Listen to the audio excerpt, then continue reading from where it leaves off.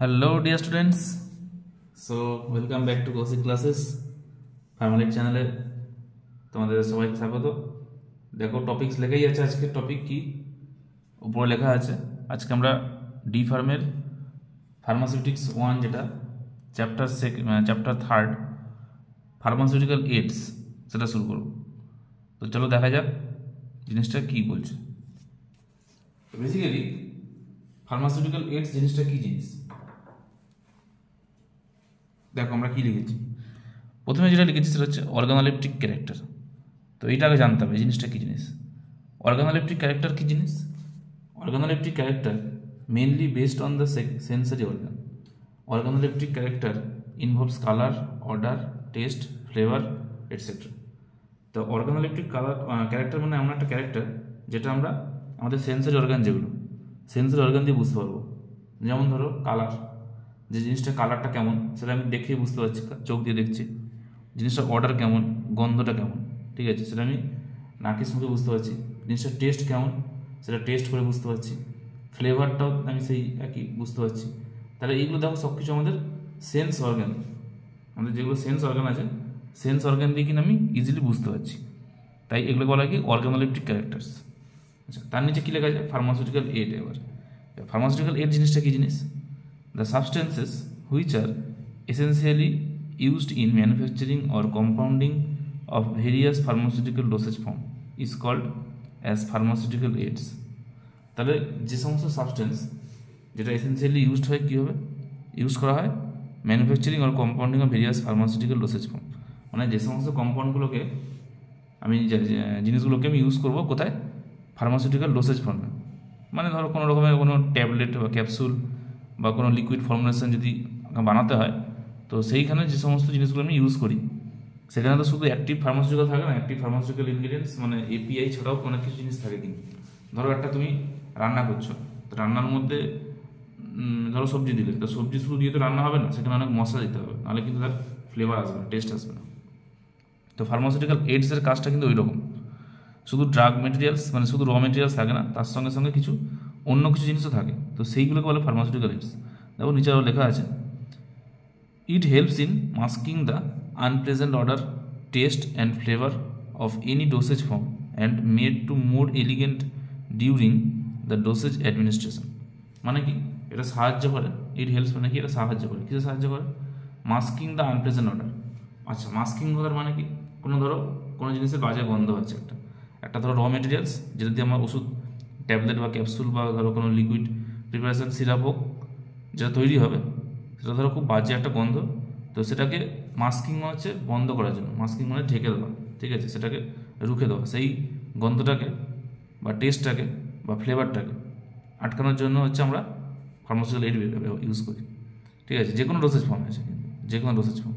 তাহলে এর মেন কাজ হচ্ছে মাস্কিং করে দেয় কি order, test and flavour unpleasant, ঠিক আছে, নিশ্চয়ই আনপ্লেজেন্ট। প্লেজেন্ট অর্ডার হলে নিশ্চয়ই সেটাকে খুব থাকবে না, মানে যদি ভালো গন্ধ ভালো ফ্লেভার হয় তাহলে সেটা তো অসুবিধা নেই কোনো, কিন্তু যদি বাজে গন্ধ হয় সেটাকে আমাদের কোনো ফার্মাসিউটিক্যাল এইডস দিয়ে আমাদের সেটাকে বন্ধ করতে হবে। তো এই গেল আমাদের ফার্মাসিউটিক্যাল এইডসের মেন ডেফিনেশন। তার ফার্মাসিউটিক্যাল এইডস হচ্ছে এমন জিনিস যেটা আমাদের ড্রাগের সঙ্গে মেশালে কী হয়, সেটা ড্রাগটা যদি কোনো বাজে গন্ধ থাকে, বাজে ফ্লেভার থাকে, বাজে টেস্ট থাকে, সেটাকে আমাদের মাস্ক করে দেয়। আচ্ছা, এরপর কী হবে লেখা আছে, drugs are the preparation which contains active pharmaceutical ingredients and excipients, colouring, flavouring and sweetening agent, preservatives etcetera. Excipients are also known as pharmaceutical aids. তাহলে ড্রাগসের মধ্যে কী কী থাকে? আমি এক্ষুনি বললাম যে ড্রাগসের মধ্যে ড্রাগ যখন তৈরি হয় তার প্রিপারেশনে আমাদের থাকে কি অ্যাক্টিভ ফার্মাসিউটিক্যাল ইনগ্রিডিয়েন্টস, এটাকে এপিআই বলে, ঠিক আছে, এপিআই শর্টে এপিআই বলে। এপিআই এর ফুল ফর্ম আসতে পারে অ্যাক্টিভ ফার্মাসিউটিক্যাল ইনগ্রিডিয়েন্টস অ্যান্ড এক্সিপিয়েন্টস। এক্সিপিয়েন্টস কোনগুলো? একটা ধরো কোনো ওষুধ তৈরি হবে, দেখবে অনেক রকমের ট্যাবলেট হয় যাদের ওপরে কালারিং হয়, যেমন অ্যাসপিরিন ট্যাবলেট আছে, বা আরও অনেক রকমের সুগারের ওষুধ আছে যেগুলো ওপরে দেখবে কালার হয়, হলুদ কালার বা গোলাপি কালার, দেখবে অনেক ট্যাবলেট আছে এরকম। তো সেটা দেখো কালার ইউজ করি আমরা। ফ্লেভারিং এজেন্ট মানে অনেক সময় দেখবে একটা কোনো সিরাপ খাওয়ার সময় দেখবে খুব একটা ভালো সিরাপ ফ্লেভার দেয় একটা খুব ভালো। সুইটেনিং এজেন্ট দেওয়া হয়। সুইটেনিং এজেন্ট মানে ধরো যেটা খুব বিটার টেস্ট আছে, মানে খুব তেতো টেস্ট আছে, তো সেটার টেস্টটা কমানোর জন্য বা সেটাকে মিষ্টি করার জন্য সুইটেনিং এজেন্ট দেওয়া হয়। আর কি প্রিজারভেটিভ দেওয়া হয় কেন, যাতে জিনিসটা অনেকদিন টেকে, প্রিজার্ভ করার জন্য। তাহলে বেসিক্যালি এগুলোকে বলে কি এক্সিপিয়েন্টস। তাহলে একটা জিনিস থাকে, এই যখনই বললাম অ্যাক্টিভ ফার্মাসিউটিক্যাল ইনগ্রিডিয়েন্টস, মানে ধরো তুমি রান্না করছো, তাহলে আমার যেটা সবজি আছে সেটাই হচ্ছে আমাকে অ্যাক্টিভ ফার্মাসিউটিক্যাল ইনগ্রিডিয়েন্টস, সবজি ছাড়া তো রান্না হবে না। ধরো সবজি হচ্ছে তাহলে সেটা হচ্ছে আমার এপিআই। আর যে মশলা দিতে হচ্ছে, লঙ্কা গুঁড়ো, নুন, হলুদ, যা যা আছে, যাবতীয় যা কিছু, সেগুলো সব এক্সিপিয়েন্টসের কাজ করছে। যেমন কোনোটা প্রিজার্ভ করার জন্য ইউজ করছি, কোনোটা সুইট বাড়াচ্ছে, চিনি সুইট বাড়াচ্ছে, ফ্লেভারিং দিচ্ছে, ধরো কোনো জিনিস হিং ধরো ফ্লেভারিং দিচ্ছে, কালারিং দিচ্ছে, হলুদ কালার, মশলা যদি রান্না যদি হলুদ দেওয়া হয় তাহলে কি সেটা কালার দেবে, হলুদ কালার, না হলে রান্নাটা কী হবে, কালারফুল হবে না। তাহলে এইখানে হচ্ছে আমাদের সেই একই জিনিসই আছে, এক্সিপিয়েন্টস মানে হচ্ছে এইগুলো, colouring, flavouring, sweetening agent, preservative etcetera. Excipients are also known as pharmaceutical aids. তাহলে এই এক্সিপিয়েন্টসগুলোকে কী বলা হয়, ফার্মাসিউটিক্যাল এডস বলা হয় এইগুলোকে, ঠিক আছে। এবার দেখো কী লেখা pharmaceutical add or excipients shown no or little pharmaceutical effect.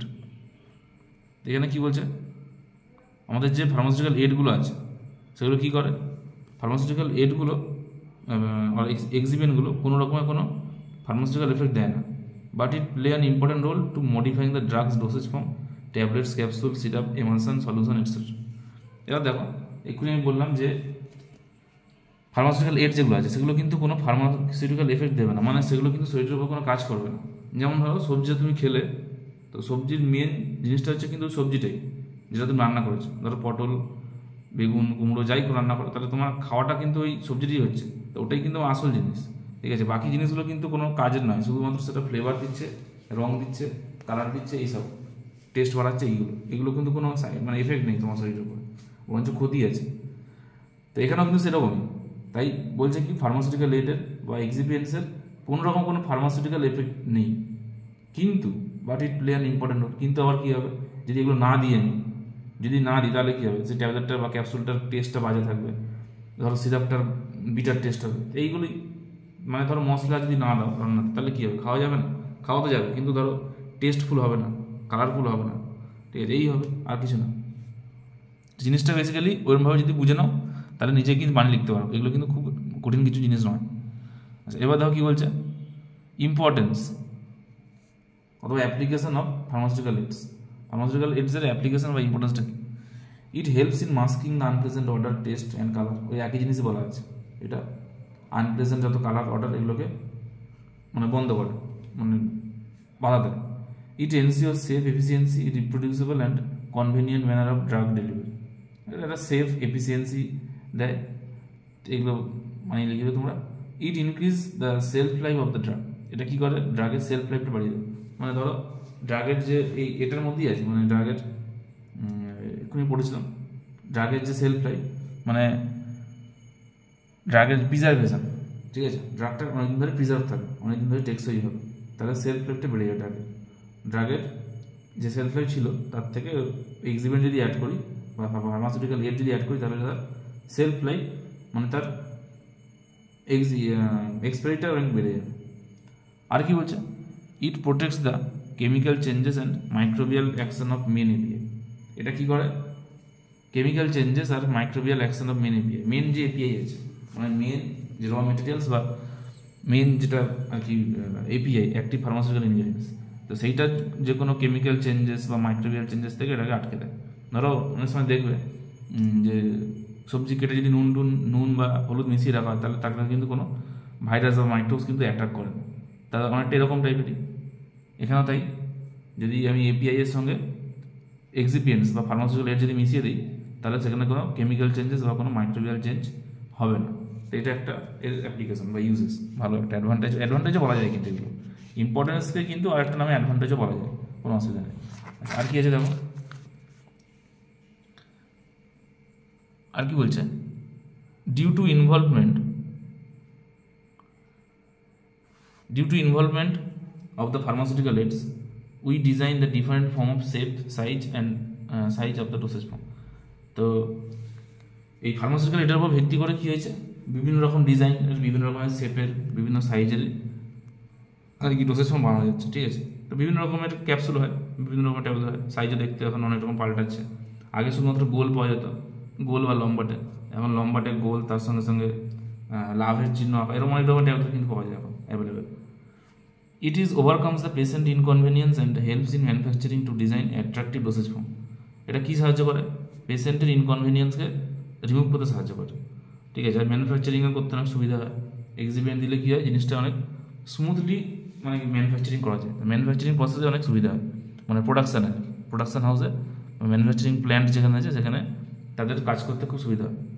আচ্ছা, এবার দেখো কী আছে ideal characteristics of pharmaceutical AIDS. একটা ফার্মাসিউটিক্যাল এইডের কী কী ক্যারেক্টার হতে পারে? প্রথমে কী বলছে, ইট does not change chemical nature of the drugs. এটা ড্রাগের যে কেমিক্যাল নেচার সেটাকে চেঞ্জ করবে না, মানে ড্রাগটা যেরকম আছে সেরকমই থাকবে। ড্রাগের যে মেন কাজগুলো ছিল, মানে ওষুধটা আমার যে কাজ করতো, ধরো পায়খানার ওষুধ কি জ্বরের ওষুধ, তার যে কাজ সেটা সেই করবেই, সেটা আমি এক্সিপিয়েন্ট দিই আর নাই দিই। এক্সিপিয়েন্ট দিলেও যেন সেটা চেঞ্জ না হয়, জ্বরের ওষুধ যেন খেলে জ্বরটা কমে যায়, তো এক্সিপিয়েন্টের কাজ যেন সেটা থাকে। ধরো আমি এক্সিপিয়েন্ট এমন দিলাম যেটা সেটা অন্যরকম এফেক্ট করছে ড্রাগের উপর, তখন সেটা অন্যরকম এফেক্ট করবে, মানে তখন সেটা কিন্তু এক্সিপিয়েন্ট বলা যাবে না। তাহলে এক্সিপিয়েন্ট বেসিক্যালি কী করে, কেমিক্যাল ডাজ নট চেঞ্জ, মানে কোনো কেমিক্যাল নেচারে চেঞ্জ করে না ড্রাগ যেমন আছে তেমনই থাকে। It does not cause any toxic effect, কোনো টক্সিক এফেক্ট দেয় না, ঠিক আছে। Masking the unpleasant colour odour and taste, ওগুলি লেখা আছে, ওই কালার অর্ডার টেস্টটাকে মাস্ক করে দেয় যদি কোনো বাজে গন্ধ টেস্ট ফ্লেভার থাকে। ডিউরিং অ্যাডমিনিস্ট্রেশন, যখন আমরা অ্যাডমিনিস্ট্রেশন মানে যখন খাই আমরা, it does not cause any allergic reaction, কোনো অ্যালার্জিক রিয়াকশন করে না। যখন আমরা ওষুধটা খাচ্ছি তখন সেখানে যে এক্সিপিয়েন্ট আছে সেটা যেন কোনো মানে অ্যালার্জিক রিয়াকশন, কোনো হাইপার সেন্সিটিভিটি রিয়াকশন যাতে না করে, ঠিক আছে, সেটাও একটা খেয়াল রাখতে হবে। তো সেটা বেসিক্যালি হয় না। আর কি, ওভারকামস দ্য পেশেন্টের ইনকনভিনিয়েন্স সমস্যা দূর করতে সাহায্য করে। আচ্ছা, এখানে কিন্তু অনেকগুলো পয়েন্ট আছে, এতগুলো পয়েন্ট তোমরা না লিখলেও পারবে, এর মধ্যে বেছে বেছে 3-4টে লিখলেই নিজেদের মধ্যে বানিয়ে লিখলেই হয়ে যাবে, সব পয়েন্ট কিন্তু লিখতে লাগে না, আমি বেশি করে লিখে দিয়েছি যাতে যে কটা পয়েন্ট তোমাদের সুবিধা লাগে সে কটা লিখতে পারো। আর কি আছে, it improves the shelf life of the products, এটা আগেও সেই ছিল, দেখো একই জিনিসই লেখা আছে, আইডিয়াল ক্যারেক্টারিস্টিক্স আর ইউজেস বা অ্যাপ্লিকেশনগুলো এগুলো প্রায় বেসিক্যালি একই জিনিসই কিন্তু ঘুরিয়ে ফিরিয়ে লেখা থাকে, তাহলে সেই একই সেলফ লাইফ বাড়িয়ে দেয় প্রোডাক্টের। It works on low concentration, এটা খুব লো কনসেন্ট্রেশনে কাজ করে। চিপ অ্যান্ড ইজিলি অ্যাভেলেবেল, খুব সস্তা হয় আর ইজিলি অ্যাভেলেবেল, সব জায়গায় এটা ইজিলি পাওয়া যায়, ঠিক আছে। এবার আমাদের মেন যেটা আর কি পার্ট যেগুলো এক্সিপিয়েন্টস বা ফার্মাসিউটিক্যালসে, সেটার প্রথমে হচ্ছে কি কালারিং এজেন্ট, ঠিক আছে। তো কালারিং এজেন্টের মধ্যে কী কী আছে দেখো, কালারিং এজেন্ট জিনিসটা কী জিনিস, কালারিং এজেন্ট কথাটা মানেই বুঝতে পারছো যে কালার দেয় জিনিসটা। তাহলে যে সমস্ত ফার্মাসিউটিক্যাল এজেন্টগুলো আমাদের ড্রাগের উপর অ্যাপ্লাই করলে, ট্যাবলেটের উপর অ্যাপ্লাই করলে সেটা কালারফুল হবে, তাহলে ওটাই লেখা আছে colourants or colouring agent are mainly use to improve the distinctive appearance of the pharmaceutical dosage form. মানে এটা অ্যাপিয়ারেন্স দেয়, ভালো একটা অ্যাপিয়ারেন্স দেবে, মানে নর্মাল ট্যাবলেট যেটা হবে সাদা রঙের, তার উপর যদি কালার দেওয়া হয় হলুদ বা নীল বা ধরো যা কোনো গোলাপি কালার, তো সেটা অ্যাট্রাকটিভ হবে, কালারফুল হবে, এটাও একটা advantage. Which help in the identification during manufacturing and increase the patient acceptance, যেটা কী করে আইডেন্টিফিকেশনের কাজ করে। আইডেন্টিফিকেশন মানে ধরো দুটো যদি একই রকমের ট্যাবলেট হয় তাহলে কিন্তু গুলি যেতে পারে যে এটা কোনটা এটা কোনটা, কিন্তু যদি কালার দিয়ে দিই তাহলে বুঝতে পারবো যে এটা অ্যাসপিরিন কি, এটা প্যারাসিটামল কি, এটা সুগারের কোনো ওষুধ, তাহলে আমি দেখেই বুঝতে পারছি কালারফুল আছে বলে।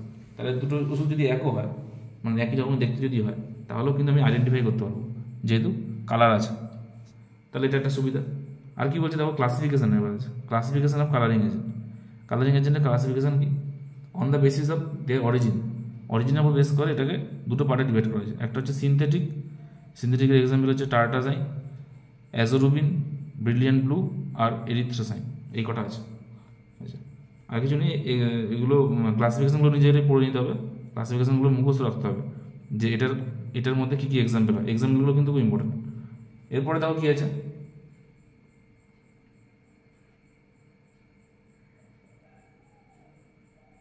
এবার যেটা আছে সেটা হচ্ছে ন্যাচারাল, ওটা গেল সিনথেটিক, আছে ন্যাচারালের মধ্যে কী কী আছে, অ্যানিম্যাল, ন্যাচারালের মধ্যে আবার 3টে ভাগ, অ্যানিম্যাল, প্ল্যান্টস আর মিনারেল।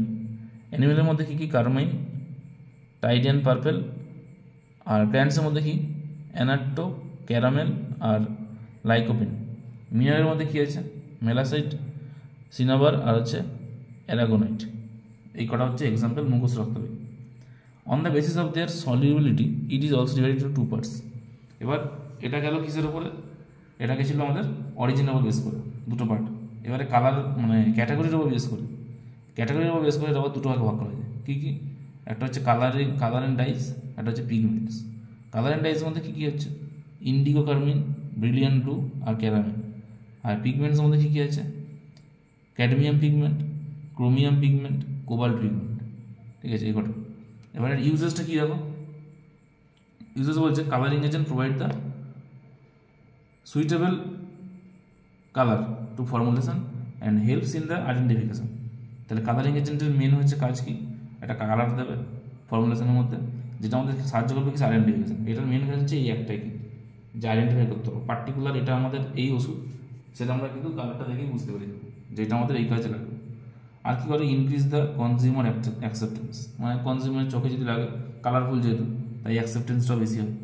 তো এই গেল আমাদের কালারিং এজেন্ট। এরপর আরও দুটো পার্ট আছে, তো ওটা আমি আরেকটা নেক্সট ভিডিওতে নিয়ে আসবো। তো আজকে আমাদের এখানে শেষ করলাম। কালারিং এজেন্ট ভালো করে বুঝবে। বেসিক্যালি এগুলো কিন্তু একই জিনিস ঘুরিয়ে ফিরিয়ে লেখা আছে, নিজেরা একটুখানি বানিয়ে লিখতে পারো, মুখস্থ একটু দেখে নেবে, একটু মুখস্থ হয়ে গেলে কিন্তু বানিয়ে লিখতে হবে নিজেরা, একদম ডিটেল লিখতে হবে, কোনো মানে নেই। কিন্তু এক্সাম্পলগুলো কিন্তু খেয়াল রাখতে হবে, এক্সাম্পলগুলো কিন্তু পরীক্ষা এমসিকিউতে বা তোমাদের এক্সিট এক্সামে কিন্তু এমসিকিউতে খুব আসতে পারে। তো চলো টাটা, আজকে আমরা শেষ করলাম। নেক্সট ক্লাসে আবার এরপরে যে এক্সিবিশনগুলো আছে, এক্সিবিশনগুলো অনেকগুলো ভাগ আছে, শুধু কালারিং এজেন্ট না, এক্ষুনি যে বলেছিলাম কালারিং এজেন্ট আছে, আর কি আছে সুইটেনিং এজেন্ট আছে, প্রিজারভেটিভ আছে, তারপরে এই সমস্তগুলো আছে। তো শুধু কালারিং এজেন্ট আজকে হলো, বাকিগুলো সুইটেনিং এজেন্ট, প্রিজারভেটিভ আরও যা যা আছে সেগুলো আমি পরবর্তী ক্লাসে নিয়ে আসবো। আজকের মতন গুড নাইট।